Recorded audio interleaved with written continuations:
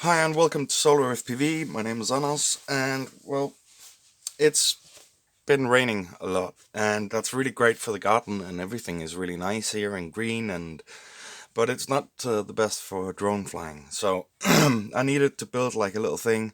I've got plenty of these little drones to fly indoors, but I wanted to build something out of one of these. This is the F36 Fury F36. It's an old drone, like way old. It still flies absolutely brilliant line of sight. Obviously, it can't fly acro or anything like that.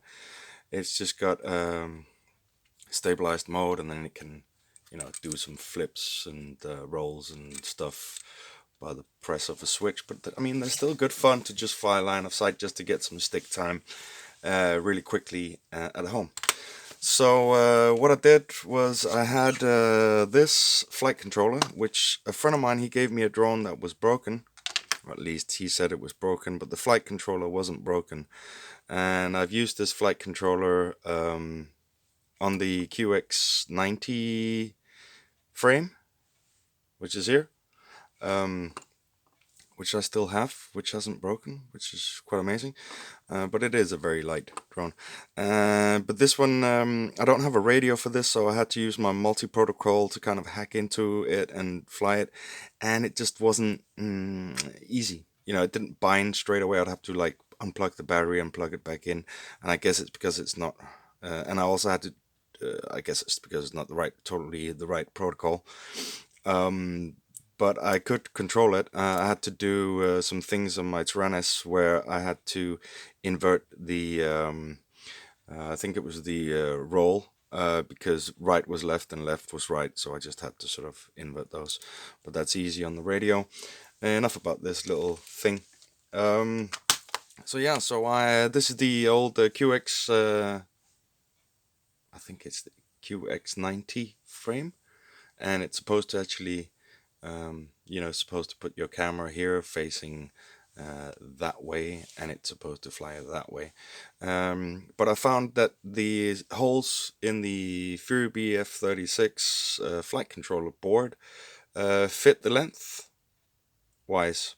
So I have these M2 standoffs and rubber grommets, and just kind of put this together. So now the flight controller is floating, and it's very stable. There's no issues there. It's very stable.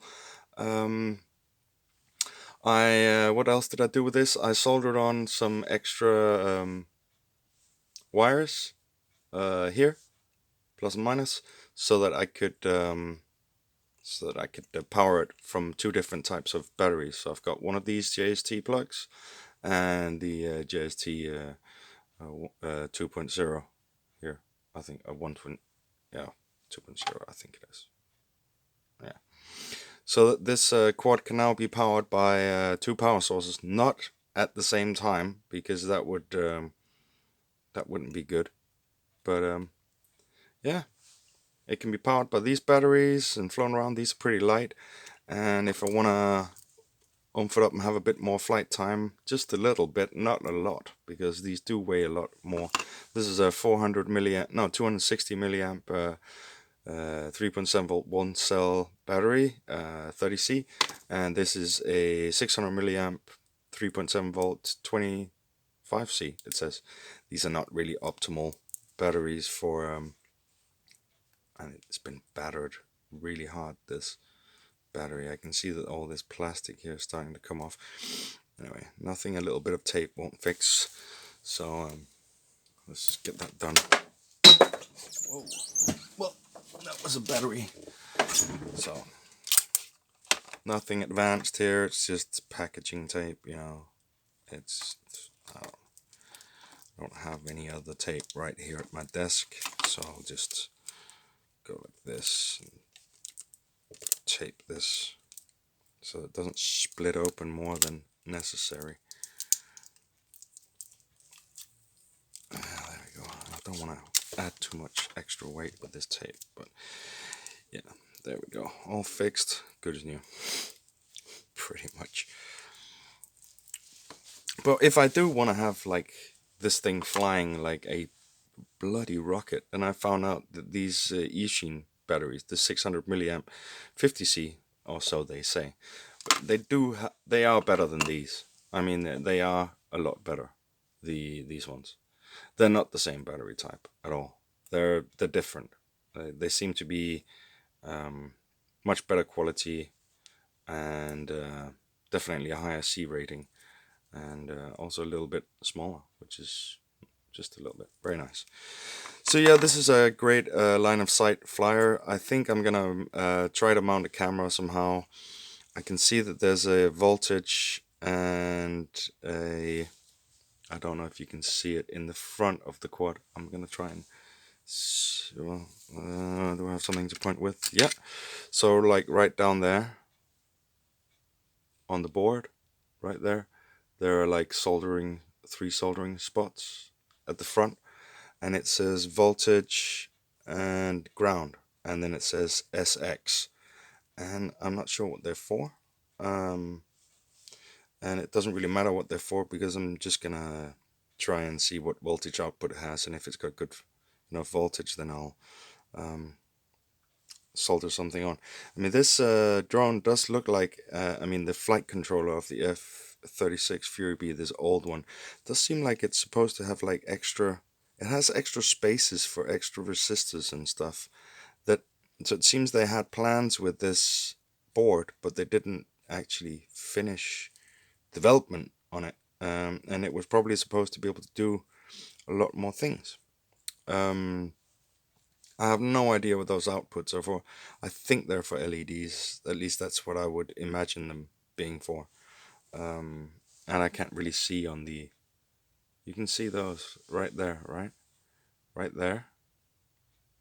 There's supposed to be something there. And as well in there, if it focuses right in there, there are just these solder blobs, and there's nothing there. And the same in the front. We've got all these things. There's a little, there's nothing there. You know, there's no microchip there or there, but there are these little solder spots, and also right there. So what they were wanting to do with this board, I have absolutely no idea.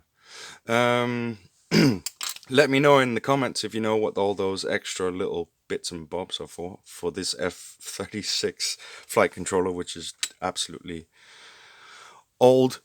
But yeah, there's not much else to say. This thing, I wish I had some props, different props in this size, because these are very flexible, like way too flexible. But the good thing about this though, let me just check if I've actually got some battery voltage on some of these so I can show you guys. Good thing is it's absolutely quiet. Yeah, we'll use this one. It's very, very quiet, this quad. I mean, so it's a perfect thing to just, you know, take into the park where you're not really supposed to be flying, or fly in your backyard where, you know, where people are, I mean, people won't even be able to hear you fly because it's so quiet. So I'm just going to show you guys. Hopefully this will actually work out, just so you can hear how quiet it is. Oh, that was great. This is some extra landing gear that actually fits on the QX90 frame. The battery's pretty toast, but you can hear it. It doesn't make very much sound. That's about it. That's all the noise it makes. And it works really great. It's a good fun, good little project. Didn't take me very long to solder with my new toy here, which is just amazing, the TS100. Yeah. I think that was it for me. More videos are coming up. I mean, let me know if you got one of these. Oh yeah, special thanks to Explicit FPV. I saw in one of his videos that he used the shrink stuff. I don't know what it's called. The stuff that you use to shrink around wires, shrink plastic, and he put it around the motors and shrunk it, and then you've got these little legs, rubber legs, so you don't land on the actual wires, which is an amazing little mod for such a tiny thing. So thank you, Explicit, for showing me that. Explicit FPV, go check out his channel. He's got some really cool content. So yeah, that's it for me. I am guess I'm gonna be going out and flying this a little bit, loading up some batteries and just flying around the garden while the weather is good, because now the weather is much better. But yes, stay tuned for more FPV and RC related content from a desk, and yeah, comment below and subscribe for more, and as always, fly hard.